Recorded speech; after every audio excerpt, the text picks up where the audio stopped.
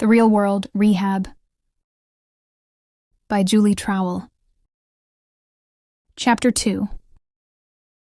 The Gift of Pause, the closest thing to a lifetime out you'll ever get. At first, rehab feels like punishment. The rules, the schedule, the fact that someone else decides when you eat lunch, none of it screams tropical retreat. It feels restrictive, uncomfortable, and unfair. But then one day, if you are lucky, it hits you. This is not hell. This is the pause you never gave yourself. This is life slamming the brakes before you drove yourself off the cliff. This is a gift disguised as inconvenience. When in your entire adult life has anyone ever said to you, "You do not have to work right now. You do not have to hustle. You do not have to fix anyone's mess or outrun your own. All you have to do is stay alive and start again." That is what rehab really is.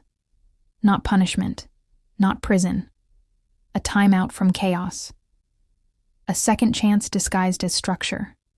The one place where you are allowed to sit down and take the first real breath you have taken in years. It is the only place on earth where people will cheer like you won the Super Bowl just because you remembered it is your laundry day. Except this time, the trophy is not a ring. It is your life back. You are surrounded by an entire staff whose only job is to help you not set yourself on fire every week.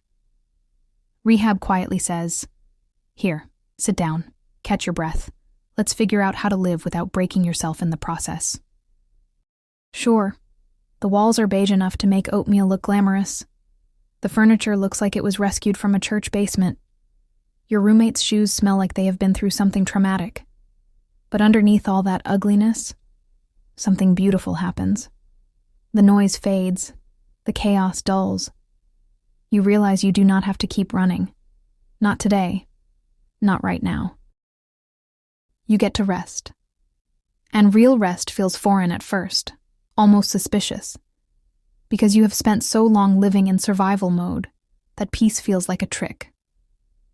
Your nervous system doesn't trust it. Your mind keeps waiting for the next emergency.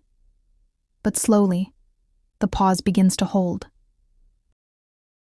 And in that pause, healing creeps in, quietly, gently. You start to hear your own thoughts again.